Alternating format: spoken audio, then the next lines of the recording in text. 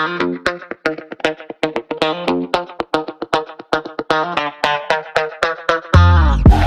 is happening, everybody? I'm Larry Roberts. And I'm Sarah Lucy, and this is Branded, your comprehensive guide to creative branding. And on this fantastic, and I want to stress the word fan in the fantastic episode of the podcast, we're actually going to be talking about brand loyalty and how you can use your brand to create super fans. There's so many brands that come to mind when we bring this up that have done such a good job, and it almost feels like they've done a good job effortlessly at doing this. And that's like, I mean, of course, the first one is Apple, and there will never not be like an Apple versus PC, Apple versus Samsung, Apple versus everything battle. And if you are Team Apple, you are Team Apple. Like, it is no contest. In today's world, I think it's really, really difficult for smaller brands to build that brand loyalty because there are so many options. There's so many opportunities to choose, regardless of what industry or what product. I mean, we are in I guess we're in a world of excess, actually. Yeah. And it makes it even more difficult for the small business owner or the personal brand to really stand out and really capture those fans and bring them onto your team to where they're super passionate about supporting you and your products. One of the things that I think kind of makes some of the brands who have done this really well stand out, and some of those are going to be semi-personal brands, like Taylor Swift has one of the strongest brands with some of the strongest brand loyalty you will ever see. Try to mess with a Swiftie, I dare you. But part of it is that exactly what I just said, like they give their people a name. Like they create a group. There's the Swifties, there's the Beehive for Beyonce. And I feel like that is actually something small. Why are you laughing at me? Because I gave you one in the pre-show warm-up. I said, I'll give you Taylor Swift if you'll give me Whataburger, and you still managed to slip the Beehive in there. So, all right, I got a brand. I got a brand I'm going to use. So okay, but I was making a specific point. You just love your Whataburger. But if you give your like fan group or your consumer base, whatever it is, you give them a name, it actually has a huge impact because people love to be a part of something. And if you give it a name, you're building a community and people want to be a part of it. Sure. Like I've tried this on very small scale, but since my brand is Favorite Daughter, I consider everything like the favorite family, and like everything is very family focused, like in my branding. And I have clients and former clients that anywhere I am, they refer to me as their favorite daughter. And they consider themselves my like quote unquote parents for in like a professional way. I don't know. There's like some weird lines, but that's I mean, it's interesting because, going back to Whataburger, I'm such a super fan that even when I got in the car the other day, it was about a week and a half, 2 weeks ago, I got in the car. And, typically maps will pop up and go, hey, it's 18 minutes to home or whatever. I got in the car from the house and I was getting ready to go wherever. And maps popped up and told me it was 7 minutes to Whataburger. That's how often I go to Whataburger. That's how passionate I am about my biscuits and gravy from Whataburger. So to generate that level of fandom and repeat business. And you have to reach out and establish a relationship with people, or at least a perceived relationship. And I think that's what takes followers, that's what differentiates followers with fans or super fans. Followers, they're going to jump on your social media. They might hit you with a like. They may give you a little comment or something. But your fans, your super fans, I mean, they are emotionally invested in your brand, in your success, in your ongoing growth, in everything that you're doing. And once you start to establish that community, those super fans, you can definitely see the difference from a social media perspective, how they engage with you. You can definitely see a difference if you go to a conference and these super fans are at the conference. It's a whole nother level of engagement that you just don't get with followers. What did Whataburger do to like make you that level of super fan? It's just freaking delicious, dude. You go, they got nice fluffy biscuits and they serve it to you open face, and they got that delicious sausage cream country gravy. It's just it's just a little, I don't know, it's just comfort food like you would not believe. I love it. Now, I mean, I like their burgers. They're okay too. I don't like their burgers for the fact that you can't eat a Whataburger and not smell like Whataburger for the rest of the day. Like you can wash your hands 18 times and you can't get that Whataburger juice out of your pores. So you're That's done part until of you their take a shower. marketing. Yeah, it's always They're remember they're Whataburger. turning, yes, they're turning all of their customers into walking billboards. That Man, is that is a marketing scheme. but there's nothing better than Whataburger biscuits and gravy. Matter of fact, when we wrap this episode, I got another hour to get there, so we need to wrap this thing up because I need to head down the street and grab you some this morning. I haven't had any yet. Oh, good Lord. So, okay, well, what is it that like we can do with our brands? What is it we can do to turn our followers into fans and really build that community I, ourselves? I yeah, I think it's telling stories. I think it's sharing our innermost thoughts. I think it's that authenticity. I don't think it is. I know it is. You have to be authentic, and it's connecting and genuinely caring about the other people that are following you, that are engaging with your content, and that's where we drop the ball a lot of times. I was just editing a episode for one of our clients, and their social media person was who they were interviewing, and the social media expert said too many people go out and they post and ghost. Mhm. So they'll post on social media and then poof, they're gone. They feel like their job is done. I posted last week, Yeah. but did you go back and comment? Did you engage? Did you trigger the social aspect of social media? Did you show the people that are taking the time to comment on your content that you care enough to respond back? And it's creating that level of trust and that level of engagement and level of confidence in your followers that turn them into the super fans. We talk about that constantly when it comes to engagement, whether we're talking about like social media, talking about growing a podcast audience, whatever it is, we are always trying to just reiterate that if people are engaging on your with your content, you need to be engaging back. Sure. And social media is designed to be like two-way communication. You can't just use it as like, oh, everyone's going to come here and tell me how great I am. And it's going to be like, that's going to be what I use my social media for. It's That's like, my you favorite have, thing. yeah, you have to actually be telling other people you think they're great too. Oh, it's a Yeah. two-way. It's almost like a relationship. It's like you have to communicate, right? Oh my goodness. Like, what are the odds? I know I'm growing in my advanced age. I'm learning. You're You can't learning teach an so old dog much. new tricks. It's amazing. Learning so much. But I think that engagement, it needs to go past just social media too. Sure.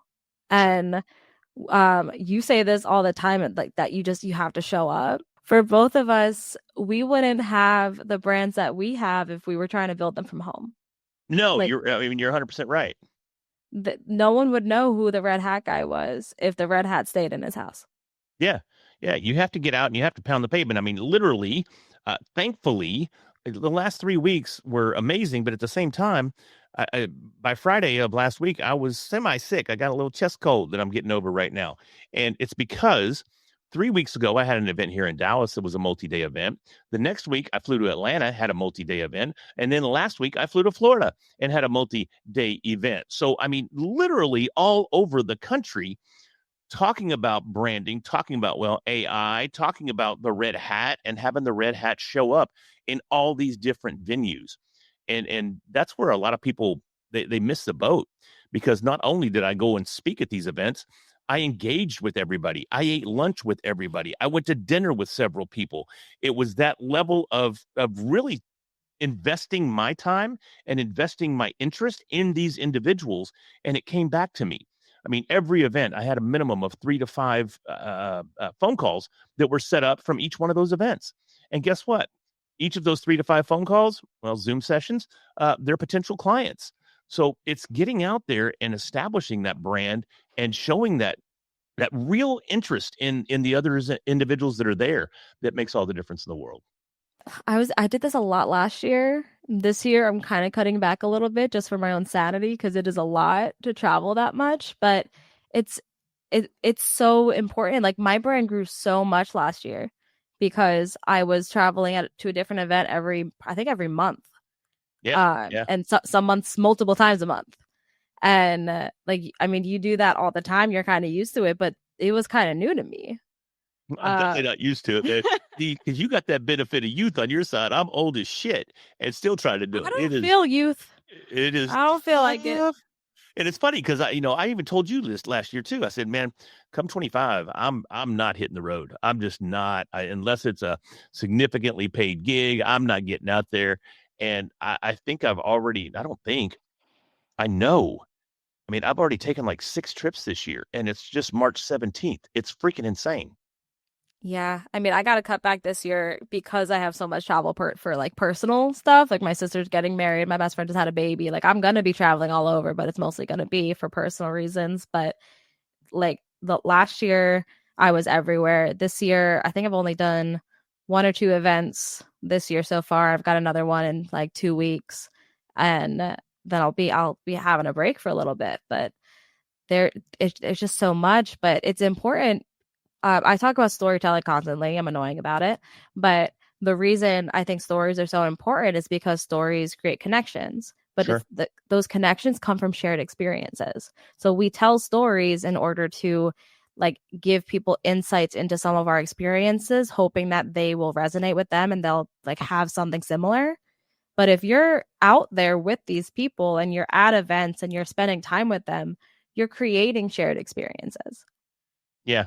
So the just being there and having those experiences together, that's going to create an emotional connection. That's going to get these people that just met you to be your super fans because they feel some like the connections usually they help release the like oxytocin that increases empathy. Like there's so many actual scientific reasons behind it, but the connection piece of it is what drives it. So if you're not going out there and being present in the world with your brand and going to the places that your target audience is, you're not going to get that. I don't think we should be like elevating illegal drug use in order to gain super fans, but What drug did I mention? Oxy, Oxytocin. yeah, that's illegal in the vast majority of the states. I mean, I think it's legal in Portland, Oregon, but I think every place else it's illegal. I think they must have like made dopamine and serotonin illegal here because I haven't had it in a while. But Trying. yeah, there you go, man. Fired up. Let's get fired up. We put too much pressure on ourselves to try to demonstrate a particular brand or a brand identity. It's kind of like being on a podcast and turning on your podcast voice. But I'll share something with you that you have to be able to go out there, and we already mentioned authenticity, but you have to just be able to really give into that. So I was in Florida last week, and I was in a room full of, I think there was 72 multi-millionaires in the room. Everybody was at least a 10 millionaire, and some of them were like 50 millionaires. So these are very educated, very successful business people that were in the room. And I gave my talk. And at the end, at the beginning too, I always have a QR code where you can download the slides. And then at the end, also the same QR code, just one more opportunity for the crowd to download the slides. Well, the QR code led to one of my other talks. So nobody said anything at the beginning, but I don't know how it happened because I know I tested it. I guess I just didn't test it again, or I have no idea. Somewhere in developing the talk, the PowerPoints, I must have somehow put the old QR code, because usually I just duplicate a talk and use the same template. But yeah, so I'm in this room full of highly successful individuals that go, "Hey, dude, we can't get your slides because this is taking us to your YouTube talk." And I'm like, "Oh my God!" But I still played it off. We all laughed about it. I gave them the URL so they could go get the slides. They went to the direct URL, downloaded the slides, and everybody was happy. And we still had an amazing, I don't know what they call it. We'll call it a happy hour, where they had all the food and hors d'oeuvres and all that fun stuff. And man, I sat there and talked to people for hours. So even though I made a pretty critical mistake, and I did it twice, not just once, the same mistake in the same presentation, but it still didn't necessarily devastate my credibility. I still have multiple appointments that came out of that talk. I still engaged with a ton of people during that talk and after that talk. And as another couple of guys even took me to dinner that night. So they were still, the content itself, and I think the way that I handled the mistake still made it where they became super fans because of the way that I engaged with them. And that's something that we have to be able to do. And I just don't think you can do that without having the experience of failure multiple times when you're out there. And I think that fear of failure is what holds a lot of people back. And I think that's so important too, because we, because of social media and all of this, we only share our highlight reel. Yeah. And nobody cares about that. Like if I met you and I thought and you did perfectly, and I thought that you did perfectly and that you were perfect and you can't mess anything up, I lose interest. Yeah. Because that's Yeah. boring. I don't want to be around someone who just constantly like I'm going to be great and I'm going to get everything right. It's like I want to hear about the times you screw up. And I want to watch you kind of mess up but still kill it at the end, because Yeah. that's human. And you brands need to be human. People don't want to interact with brands anymore. The old versions of advertising and marketing are dead and they're not coming back, thankfully. Like I worked in advertising for years and I never thought I would go into that field because I didn't want to feel like I sold my soul. But it's just so much as pushing nonsense and such just inhumanity. And when you put people at the forefront and you make yourself a person instead of a logo, and you prove that you're human and you make mistakes and you learn from them and you grow from them and you establish that level of just personal connection, that's when you rise as a brand, because people support that. People Well, can yeah, see themselves in that. exactly. And that's why we hear more and more that the less polished the content, Mhm. the more consumption that it sees, because we've seen polished content for decades. We've Mhm. seen overproduced, highly produced. I mean, even look at movies these days. They're so overproduced that they're barely watchable. There very rarely does a movie come out that I can even sit through. But I will watch someone's natural content all day long if it's delivering the value Yeah. proposition that that particular brand and that particular person is associated with. I'm not going to watch just some rando's content if it's not of value to me. You know what I mean? Yeah, I feel like we hear this a lot. People will complain that I spent 10 hours editing this reel and it got 5 likes, but then I throw this little post up that I didn't spend any time on, didn't barely even thought about, and it blew up and they're surprised. They're like, what, I'm what, like, what? yeah, that's going to happen like 10 out of 10 times.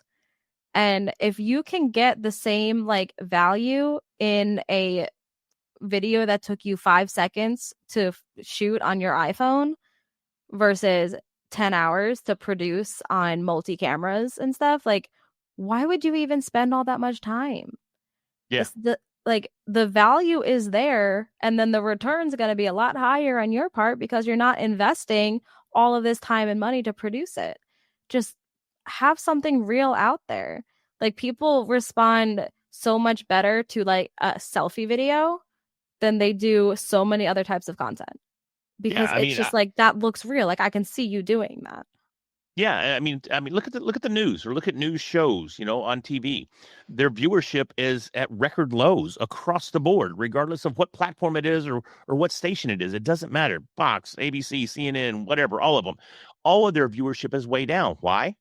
Because it's all super produced, and everybody delivering the content is super perfect, but that's not what people want anymore. So that's how you end up getting those super fans to get us back on track, is to get out there, be human, create that human emotional connection, and make these, I don't know, we'll call them virtual friends.